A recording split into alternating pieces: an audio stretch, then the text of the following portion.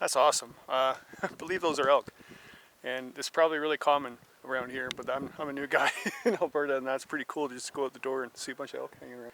I am at the 2019 Frostbite Winter Symposium in Alberta, Ontario. My first time here. I'm the keynote speaker, and this amazing organization that started about 5 years ago, and yeah, a whole bunch of like-minded people instructing courses, and everybody's having a great time in the frozen wilderness with elk running behind you. That's awesome. Brian drove me here all the way from Edmonton, and I flew to Edmonton, and he drove, and he even stopped at Timmy's twice. I'm Brian Rice. I'm co-founder of Frostbite and owner of Three Ravens Bushcraft, and mostly just a guy who loves the outdoors. So. What's this all about? So this is about the sharing of winter camping skills and everything from hot tenting to blacksmithing behind us to tinctures over there. So basically, if it has anything remotely close to the outdoors, it's probably going to happen here. And it's a gathering of instructors and people who like anything to do with the outdoors. So. There you go, there's your butter knife for you. Watch out, it is sharp actually. It's really sharp. This is great. Yeah, not bad for my first try. Yeah, right? Yeah. That's a toboggan. And it's from... Eventually it will be a toboggan. Right now it's a slab of plastic. And you have a world-renowned leader. Absolutely. David. He speaks highly of you, Dave. Sorry, I have to put the angle up really high. I see it right on my nose that way. Holy crap, you're tall, man. So this is Dave. He's one of the founding fathers. Him and Brian, or Brian and himself, or I'm not sure what grammatically. So this is what this whole thing's about, is people sharing their skills, their craft.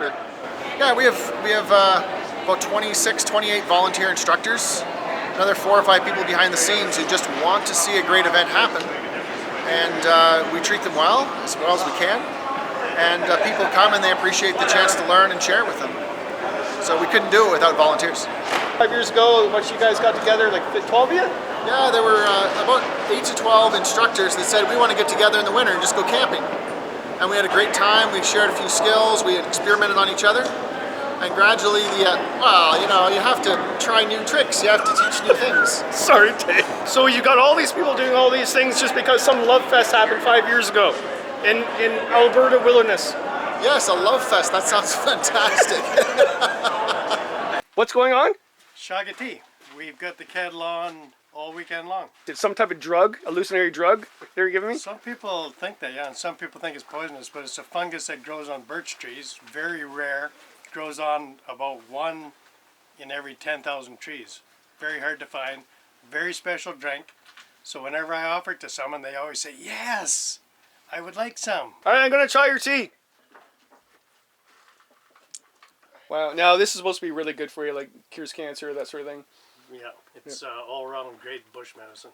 Drink it daily. Yeah, cleans me out. So Don, you're Four Dog Stove. Yep, Don Cavallis from Four Dog Stove there. I've been dinking in the bush for over 50 years and making stoves and gear for people to get out in the wilderness for over 30 years. So what's going on? There's a lot more people going winter camping. Yeah, I think so. I think I think it's about a 2-generational jump where it wasn't done. I think there's just people are looking for that opportunity. It's getting more crowded in the summer season, so then they want to start to explore it in the bridge season, which I would say spring and fall. And now they're going, no, I really, I'm getting quite a few skills. I did grade school level with summer camping, and now I did high school level with fall camping. I want to go to graduate school. I want to go out when it's 30 below. And they want to challenge themselves. And the wonderful thing about doing camping in the deep cold is that you either know what you're doing or you don't know, and the cold will always tell you. And so it's, I think when you first start doing it, it's, what am I doing this for? But then I think the sense of fulfillment that you get from being able to make yourself comfortable in a very, very harsh environment and feeling more part of the nature and the wilderness experience, I think has a real attraction to a lot of people. I think that's a wonderful thing. What's going on, Brian? So we're just about to start with my class on maintaining your axe, and then once we get these guys all sharpened up, Then we're gonna go outside and we're gonna work the axes a bit, show them some proper safe technique. Yeah, we're gonna get these guys swinging these, which sometimes can be scarier than. You're gonna let these sharpening people them. touch your axes? Oh, not touch my axes. That the prerequisite of the course was to bring their own, right? If you don't know the saying, touching another man's axe is like touching another man's woman. Don't ever do it unless you ask. I think it's true. I won't let anybody touch mine because it always comes back dull. Are you gonna let anybody touch your axe? No. Smart man. Gotta start them young. The other thing I'm gonna do is I'm gonna look over my head, right? Now this guy has got to lean kind of this way, and so he's gonna really give me a hard time to try to put him over there. I could take the dead standing trees, and that would be an ethical way of doing business. And I'd clean up the forest, and I would help the forest out somewhat for doing that. But if I'm doing it for a survival situation, I need the most calories I can get, right? So survival situations are always, you should think of this in the back of your head if you're ever in that situation, is that how many calories am I putting out versus how many calories am I getting in, right? People are like, oh, I'll just go hunt all the time and I'll go kill a deer. Yeah, good luck, right? Anybody who's ever hunted knows that deers don't just walk out in front of you all the time. So you're gonna hike miles and throw a bunch of calories out to hike miles for possibly never getting any return. Or I can take a whole bunch of snares and put those out, and then they do all the work for me and I get to sit by the fire. Not a lot of calories out and the possibility of getting a lot of calories in. Now when we're doing this and cutting dry wood versus dead, yes. I just got a video of the elk walk right behind you. Seriously. There was about 12 of them. Well, those are farm elks. Are they really? No. Look, who's from Ontario. There's a possibility that with me standing with a 26-inch handle, if I miss, there's a chance that that could come by and take me in the shin. It's a bad day, right? Now, it's not, right? I miss, I come through, it's going into the dirt.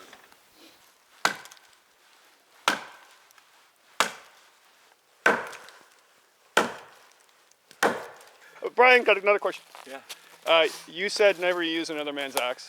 No, never touch another man's axe unless you get permission, like touch another man's woman. Right? Okay, oh no.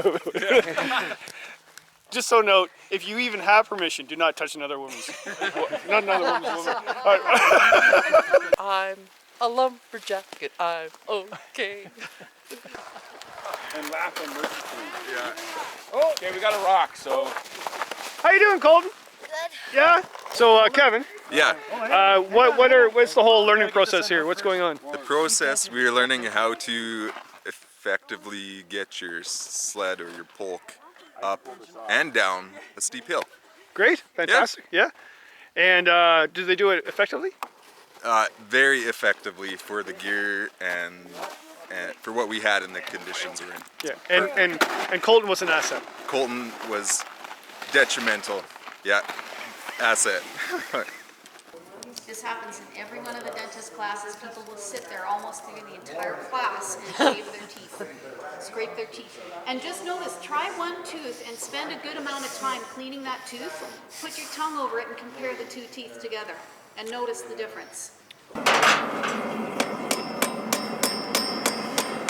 How's it coming along? Not bad. Yeah. So you're the instructor for the... Nope. No? Nope. This man? Nope. Instructor wandered off.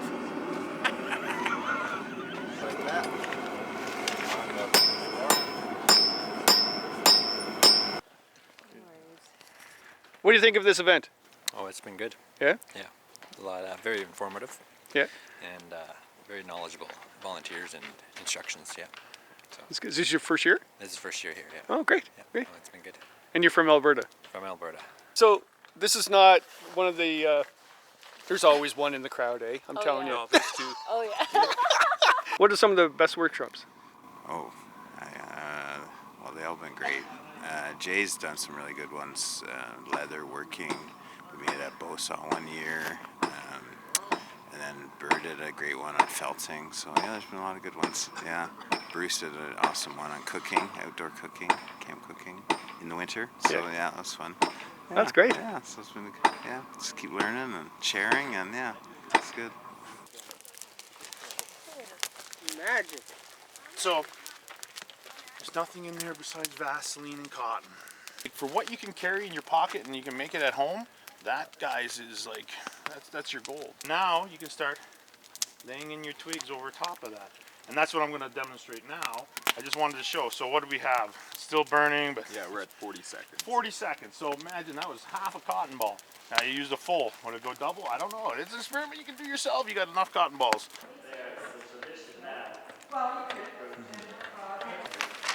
What's going on? Capote making class, sewing out of wool blankets. So we're learning here. Dawn and I are not seamstresses or anything. Not yet. You're not yet. We're going to learn it. So. I just finished my Capote a few minutes ago. It turned out good. It's a little big, Dawn. He wouldn't be lying, would he? He might be, but I don't know. You never know with him, with Don there. He's quite the craftsman, right?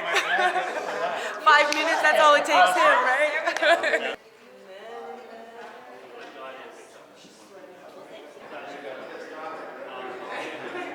If I try and twist against the lay there, I will actually undo what I have there, but I twist with it.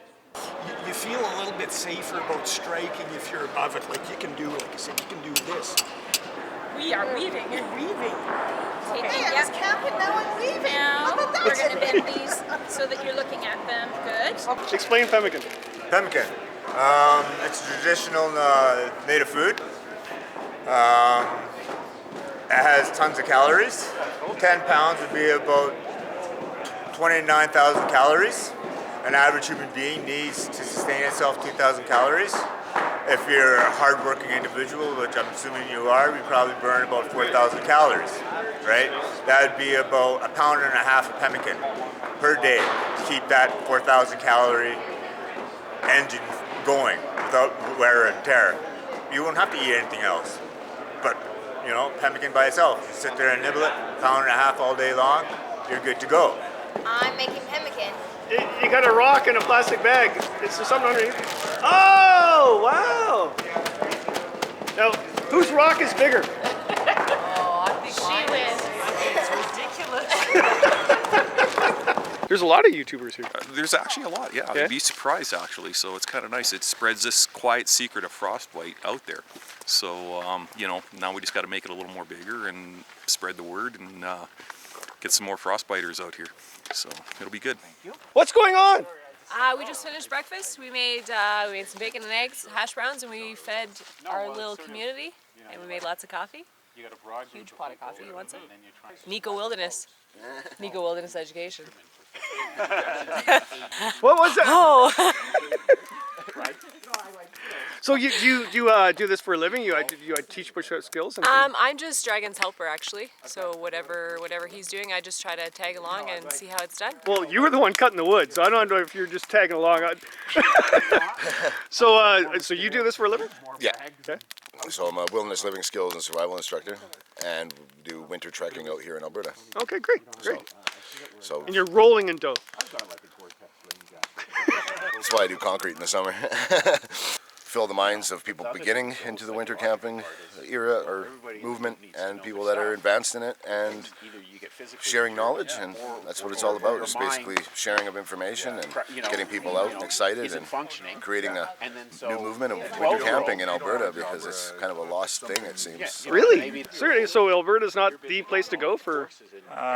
Well, I think it's the place to go. I just think that it was. It hasn't been as popularized as other places in the country, like as opposed to like Eastern, where you are. And yeah, it seems like it's kind of catching on here. This whole event sort of started. It's kind of a copycat of the winter event in Minnesota, Winter Camping Symposium, right? So That's fantastic. Yeah. So this is the Western version of that. I gotta say here, I'm not knocking the Ontario Winter Symposium, and David Bain, I'm not knocking it. But they had it. It was packed. It was like 400 people, but it was inside in a theater all day. These guys are camping out, making coffee and drinking chaga. So, Alberta, you're a little step up. I'm going to be killed when I get home.